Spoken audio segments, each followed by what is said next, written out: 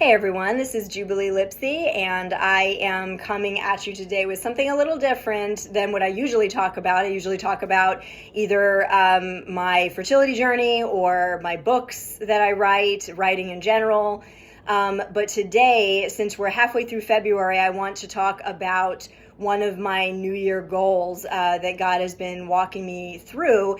And it's less a goal that has like a check mark at the end. It's more of a new lifestyle that He wants me to embrace. And that is being less addicted to my phone, particularly watching videos. And I know, ironic, because I'm making a video, but I want to share a little bit about what that's been teaching me, because God hasn't really given me an end point yet. It's just something that He wants me to practice and be trained in. And He's really helping me to focus on what I'm learning in the process. It's not just about avoiding the phone. It's not just about restrictions, what not to do. It's about, He wants me to be awake during this process, taking notes, paying attention to how I feel. And so that is what I want to share with you today, in case you want to be more aware, which you should be. You should at least be aware of what your habits are with regard to the phone. Do some monitoring, get some accountability, use the app on your phone that tracks how much you're using it, and different apps, because different aspects of the phone might be a problem for you, whether it's like online shopping or social media or watching videos or whatever. It could be even just pictures, like just being obsessed with taking pictures of everything and looking at other people's pictures of everything. So monitor what are your habits? Do you even know what they are? Make yourself look at that, and then ask the Lord what's actually going on, like what's actually happening. You'll be amazed at how there are correlations with some of the issues that you're facing in your life. And again, this is not about cutting it out of your life completely. This is just about being an adult and being able to manage these things. And this goes for this topic will help you with anything else in your life. And so this is good for you and good for, as you're raising up your children in this age of technology, it's going to be much more helpful for you to lead them if you can lead yourself. So, and it's all for health reasons, honestly, mental and physical health, spiritual health, all of that. This is not rhetoric anymore. Like, it has always been scientific, and now we have the proof of it. We have a whole generation to prove it. So, what I have been learning, the main thing I would say that I've been learning is by restricting my use of the phone and watching videos particularly, is that it's been, and I wasn't watching anything bad, but it's been revealing to me how those videos actually affect the way that I feel. And I did, I'm again like a month and a half into restricting the phone, but God told me to start watching some videos again and just see what happens. And He showed me that I watched like 3 different videos, and they were all slightly different. They were all positive, but they all made me feel, or like brought up a different feeling, and they were all negative. Like the feelings were all negative. And I brought all of that stuff to the Lord in prayer and released it. But it just made me realize, okay, if you're watching videos all day, all throughout the day, like just grabbing the phone, picking it up just whenever you have a moment, which is oftentimes the habit that we've all developed. It's not so much watching videos that's the problem. It's the habit of feeling like I can't be detached from this thing. Like every spare second, I'm listening to it. That means that for the majority of your life, you're not living your life. You're constantly filling your brain. Even if it's positive stuff, it's still noise. It's still like somebody else's thoughts. It's still somebody else's life or a fake life or whatever. And you're not, so if you're doing that all day and you're not even aware of all the different thoughts and feelings that are coming from all these different videos, no wonder that's like a crisis of faith waiting to happen. That's like a mental health crisis waiting to happen. We're just not designed to field all of that stuff at once.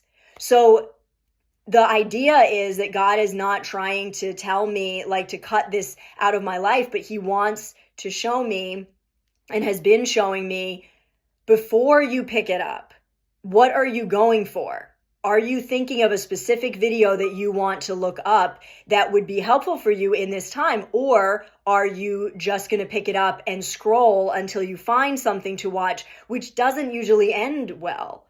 It always ends up, it's sort of like shopping with no plan. You end up spending more money than you intended. So I think one of the biggest lessons that I'm learning is to be aware of what feelings are coming from different videos, and is this helping me to use my imagination for good? Even though I prayed about all the feelings that it brought up, it was like 3 different feelings, and it was first thing in the morning. So it's like, do you really think that is healthy? Or wouldn't it be better to just go through your life, your day, live your life with God, and just deal with the feelings that come up naturally? We've all got enough to deal with without inviting more feelings from the outside in.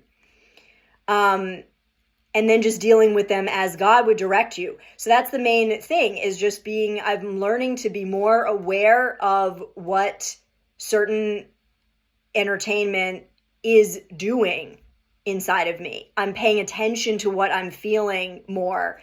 And I'm also realizing that what I'm trying to kick is not the habit of ever watching anything. What I'm trying to kick is needing to or wanting to watch something as a knee-jerk reaction. It should not be a knee-jerk reaction. And pretty much anything in your life that's, like shopping, having a drink, eating potato chips, like none of that should be, all of those things can be good and fun, but none of that, including the phone, should be a knee-jerk reaction that every chance you get, that's what you're grabbing, that's what you're grabbing. That's where it gets unhealthy. You need to be able to restrict it to certain areas so that it continues to be good, so that you don't ruin it with like constant overuse. There is such satisfaction that I get from realizing that I've been so busy with my real life and stuff that brings me real satisfaction from 8 to 3, and I've missed all these text messages because I haven't looked at my phone once.